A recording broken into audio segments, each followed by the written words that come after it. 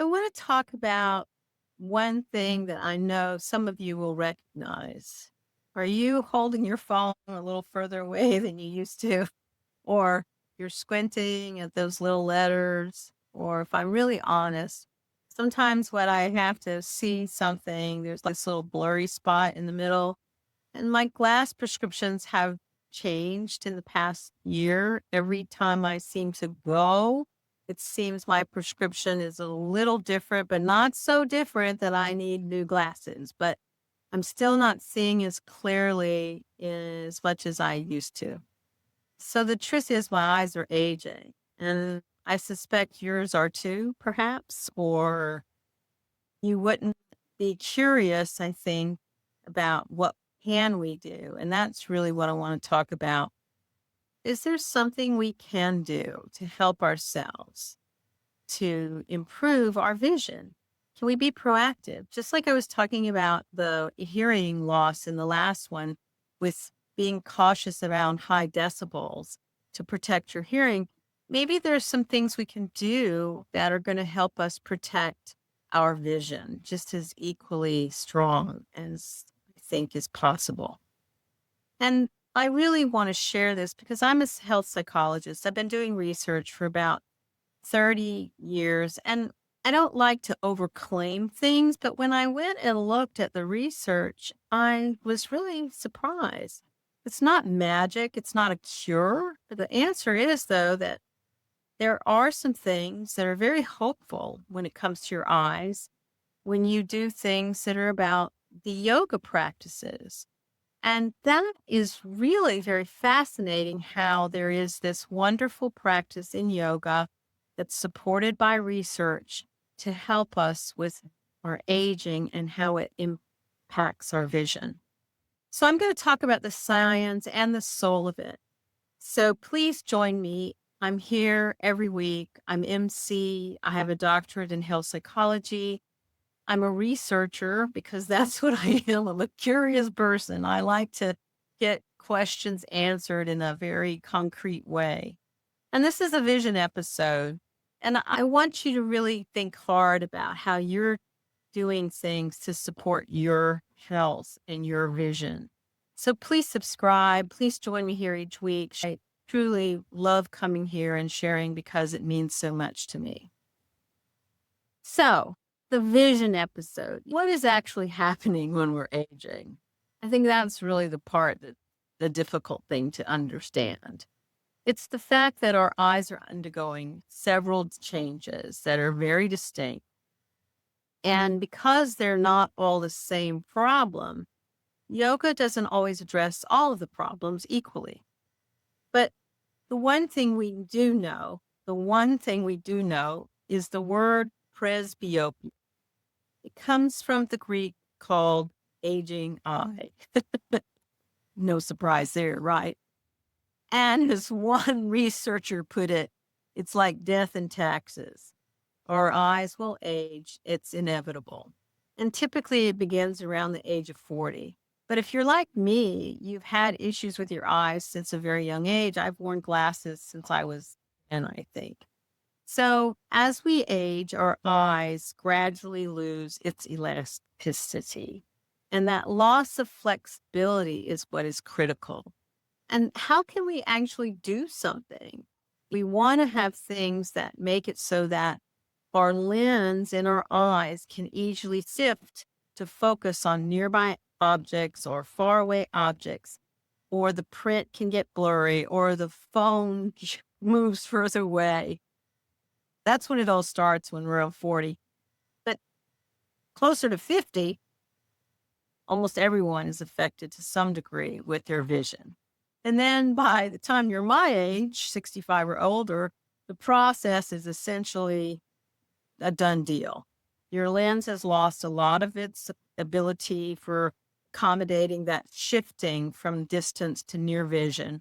And this is why most of us, 60s and 70s, were wearing reading glasses or wearing bifocals or multifocal contacts, or like me, I wear one contact in one eye and no contact in the other eye. So it's all kinds of trouble.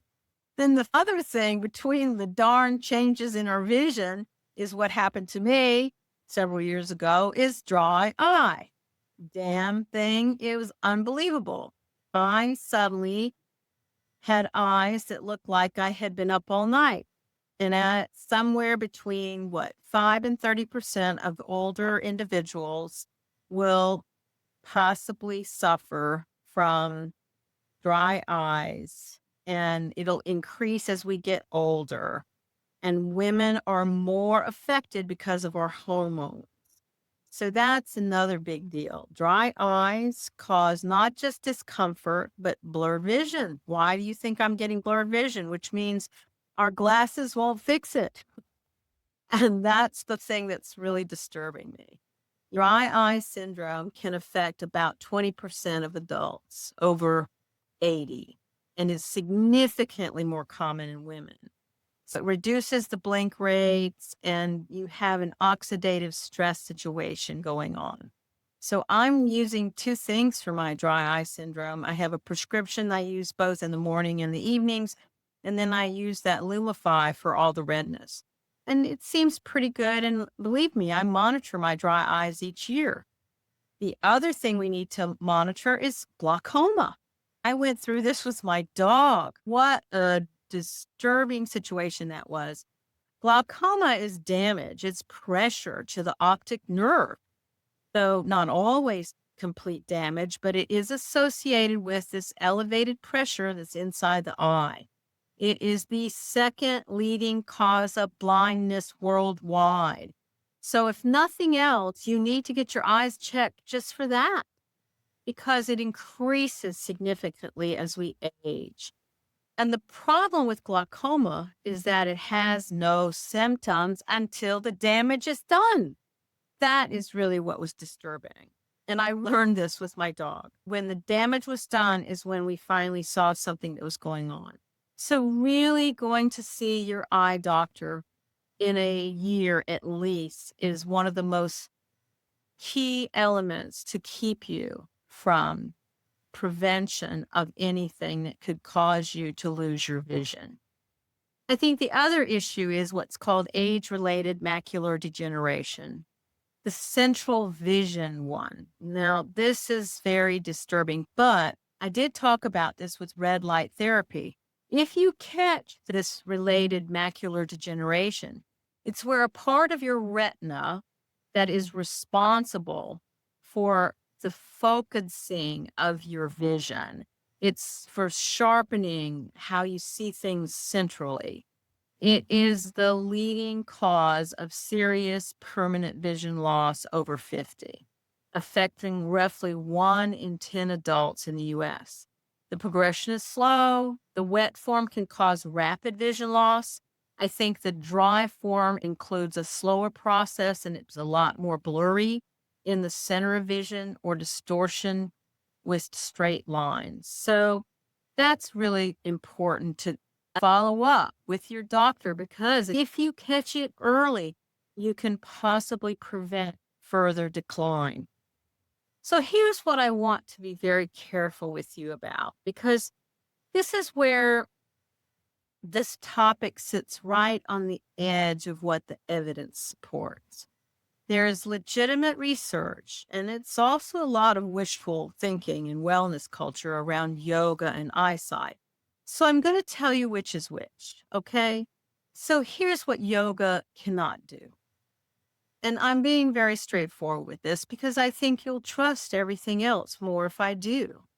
Yoga cannot reverse that presbyopia. In other words, it can't prevent or reverse the loss of the lens elasticity. That is a structural change, a change of the protein composition of the lens itself. No eye exercise, no yoga technique, no amount of mindful gazing is going to restore your elasticity. Now, of course, you can always improve things, and the Academy in Ophthalmology is very clear on this point. There is no evidence that visual training can correct these types of changes in your eyesight. Now, if someone is selling you a yoga program that promises this, that's a real bit of a stretch. I say that not to be a wet blanket on this, but because you deserve to know what you're spending your money on and your time. There are things that yoga can do that are genuinely fascinating and very valid, but there are certain things that yoga cannot do, and that is it cannot reverse the beginning of glaucoma, cataracts, retinal conditions, or even if you've had recent eye surgery. So what concluded is that the yoga can be tentatively suggest that as a complementary therapy in eye care. And that's really what's most important, that it's working together with your doctor, with what you're doing to care for your eyes, with wellness and nutrition and protection of how to manage your vision. But it's not replacing what is seeing your eye doctor every year and testing. So that's very important because intraocular pressure at glaucoma is probably the largest finding in the literature, and it deserves real attention. A 2024 randomized controlled trial studied patients with primary open angle glaucoma, the most common form. It showed that one group practiced eye yoga daily for 1 month, and the control group read books, and the result were remarkable. It showed that those patients who had intraocular pressure glaucoma had significant improvement in their visual fields. That's a big deal because with measurable changes where they're using this very specialized testing to understand the improvement of visual field, that is a big deal because it looks at the retinal microvessel diameter, this measurement. I've had to do these visual fields. They're not fun. We have to stress that vascular health is really what is being dysregulated with glaucoma. And the tiny blood vessels serving the optic nerve, they get constricted when the nervous system is in a threat mode. So eye yoga, through its breathing and relaxation, all of those things help to reduce that vascular constriction. It improves your blood flow to the optic nerve and it reduces pressure in the eye. Chronic stress elevates intraocular pressure in our eyes. So practices that activate the parasympathetic nervous system that rest and digest helps with protecting your eyes. Your eyes are part of the nervous system. They're infected if you're in constant stress. So there are 6 studies that found that yoga interventions, including specific breath practices and gazing techniques, produce statistically significant reductions in intraocular pressure in glaucoma patients. So if nothing else, you should look into these breath practices and gazing techniques that are available with yoga. But the evidence in other types of things a bit more modest. There was a 2024 randomized controlled trial of people with presbyopia, they're losing that elasticity, found that those who added eye exercise to their standard medical care showed significant improvements in their visual acuity and near vision task performances compared to those who received just standard care alone. So the exercises didn't change the underlying problem. The prescription didn't change, but the functionality of how the eyes improved was what showed up. Eye strain decreased and tasks felt less effortful by the participant. That's significant. Research on this type of practice is perceptual learning, essentially training our brain to process visual information more efficiently. It shows that this repeated practice demanding visual tasks can improve visual performance. not by changing the optics of the eye, but improving the connectivity of the brain with the signals sent by the eye. Think of it as training the software to do better. You can't upgrade the hardware, but you can make the software do better, right? Now, with dry eye, there's something that's called the Trataka technique, but it's a steady focus gazing at a point or candle flame. Has an indirect benefit worth noting for dry eye. It involves intentional, regular blinking as part of its practice protocols. For people with dry eye, an exacerbated reducing the blink rates that we're conscious, we're giving a conscious attention to blinking, which is genuinely therapeutic. And I think as we get older, and if our eyes are drier, we're not blinking as frequently. And that is really what, by doing this Trataka, I don't know if I'm saying that, this Trataka technique. Again, it's a steady focus gazing with intentional blinking, is a practice protocol that helps improve vascularity of the small vessels around the eye, which may help support tear production and blinking. So, what are the techniques and how do they work? So, let me walk you through the specific yoga techniques that appear most in the research. And I think they're really worth knowing about. And I'll leave you some YouTube videos that you can check out too in the show notes. The first is these are the Sanskrit names and ancient lineages. And I'm not sure if I can give you the practical pronunciations, but I'll tell you both. I'll give you the Sanskrit name and I'll give you the kind of sciencey name.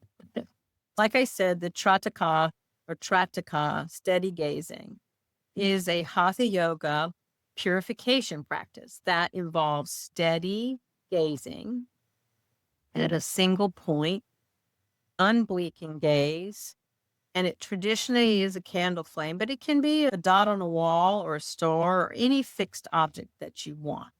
The word Trataka means to gaze steadily.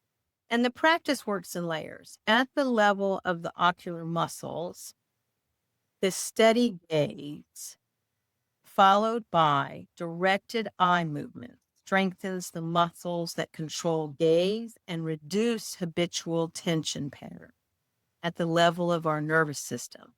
That sustained focus and accompanying breath practice again activates our parasympathetic nervous system. And the cognitive level, the intense concentration requires brain attention. It requires connections. It requires that perceptual concentration, showing that demanding a visual task can improve our visual processing. So it appears in a lot of clinical studies, this practice in glaucoma, randomized controlled trials. It also is the most extensively studied yoga technique for eye health. It is the one with the most important caution. People with active glaucoma or cataracts or retinal detachment or recent eye surgery should not do this practice. Speak to your clinician first. Active glaucoma, cataracts, eye surgery, retinal detachment, or anything that is disturbing in your eye without a medical clearance, as the sustained gaze can increase intraocular pressure in some people's eyes. Now, the one thing I like, moving on to something more easy and simple, is palming. It's the resting practice. Palming is super simple and I love it. You rub your hands together that briskly until they're warm. Then you just gently place them over your closed eyes. You really get the friction going. And then you just put this over your eyes. There's no pressing. There's just darkness and the warmth of your eyes. And you just do a simple breathing practice. This is something that I do every day. It's pressure free. It doesn't do anything, but it gives a signal to our brain that says, stop processing visual information and rest your eye. Especially if you're doing the breathing activates the sympathetic system. You should do them together. Palming reduces the eye strain, it supports your tear production, and improves your ocular outflow through a vasodilatory, I never say these words right, of small veins around the eye. This is critical. It's also the practice I find that is most resonating to me.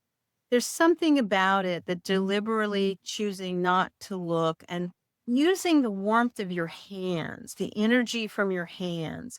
If you're one of those people who understand Reiki and understand how we have this energetic sensation in our hands, there's something so beautiful about palming that you should definitely look into. It's an act of care for yourself. And it's just something that I think that we sometimes take for granted. Then there are these things that are called the yoga eye movements, called the netra vyayamam. And these are very structured exercises. And I will give you a link to these in the show notes, because basically you're moving your eye deliberately through this range of motion, up and down, right to left, diagonal, slow circles, left and right. And they're very good eye exercises that if you practice them often with palming between each movement to rest and restore, there's a lot of rationale to include this into your every other day practice, especially if you're someone like me, you're stuck in front of a computer. So that moving your eye around in different directions is a wonderful way to get beyond this being limited within a simple screen, whether it's a telephone screen or a computer screen or a tablet screen. This is really terrific because it stretches the extraocular muscles, it increases the blood flow, and it improves the venous outflow from the eye. These are all critical things for our eye movements.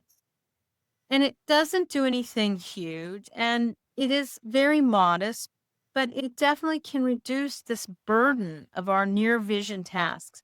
And even when the underlying refractory error doesn't change, it can help us in general. Now, the pranayama, I'm not sure if I'm saying this right, the breathing bridge is the one that connects most directly to everything we've talked about. Pranayama is a very slow diaphragmatic breathing with extended exhale. I like this one a lot. This activates the vagus nerve. It reduces cortisol. It's wonderful for reducing general stress. And it's another practice in yoga eye health as well. The lower you stress yourself, it reduces the intraocular pressure. It improves our oxygenation just in general for our health, and it improves the optic nerve. You're giving more oxygen. It removes inflammation, improves your vascular environment. This is all positive. So there's that with a slow diaphragmatic breathing extended. So sometimes what you'll do is you'll do 4 breaths in, then a hold, 4 breaths, and then 8 breaths out or 6 breaths out so that you have the slow. You can also do the alternate nostril breathing. The alternate nostril breathing is called Nadi Shodhana. It appears specifically in several glaucoma studies, and it's been shown to reduce that intraocular pressure issue, slows your pulse rate, and improves your blood pressure. It's very meditative. It really improves your parasympathetic I cannot talk. Parasympathetic activation. This is so critical. So how do you think about all this? What's the final message? Let me just offer you this and how I'm using this for myself. There are 2 distinct things that yoga eye practices offer. The first is our nervous system. Any of that can help regulate our nervous system. It reduces that intraocular pressure, improving our blood flow to the optic nerve and the retina. And anything that improves our vascular health in the eye is going to be big. So you can't lose. This is supported by good clinical research evidence, and it connects directly to everything that we know about your nervous system and how it can become dysregulated because of the chronic stress that we are under all the time because of our cortisol. More we can do is going to help us. I think the second thing about practices in yogas is it offers us a functional improvement, a tangible something that we can do to help reduce our eye strain, reduce visual fatigue, improve how our brain and our eyes connect intentionally. There's something about that I think is wonderful. So while it may not change your prescription, it may make your vision a little less effortful. And I think that's a lot of value.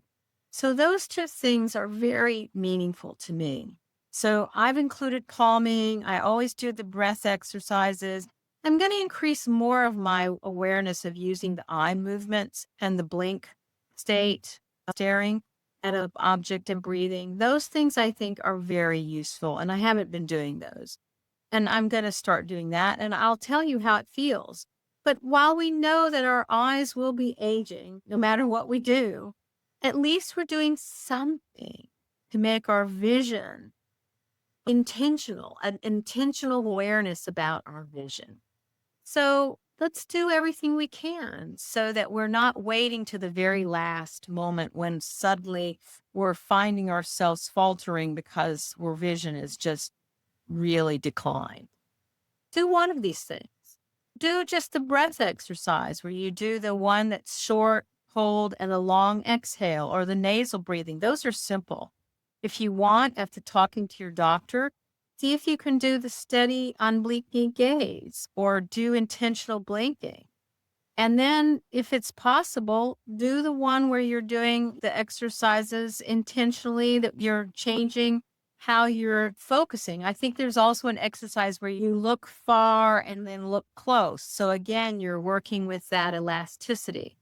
Anything that we can do to take good care of our eyes, in addition to our general well-being, good nutrition, movement, all of those things are going to be things that help our eyes stay as healthy as they can well into our 80s and 90s. So be well, my friend. We have this one precious life. Let's do something about our eyes. Let's do some palming. Let's do some gazing. Let's do some breathing and see how it helps our vision over time. This is MC of Healthy by George. I come each week to share all things about aging so that we can be the best version of who we are into our 80s and 90s. Please share this if this means something to you. Push that like or subscribe if you haven't already. I would love to see you here and hear how any of these exercises helped you with your vision. But again, talk to your doctor first. Very important. Bye-bye. So thank you so much for joining me at Healthy by George. I hope you found the information inspiring and that it encourages you on your wellness journey. Because remember, your body, your well-being are a most precious gift, and every tiny action taken daily can make a huge difference. I hope the information here is educational purposes and is not meant to replace your medical care. See your doctor and talk about what works for you. If you enjoyed today's content, don't forget to give it a thumbs up and subscribe to my channel. Your support means the world to me, and it helps me continuing creating content that inspires and empowers you to live your best life. Goodbye for now, and join me again at the next Healthy by George.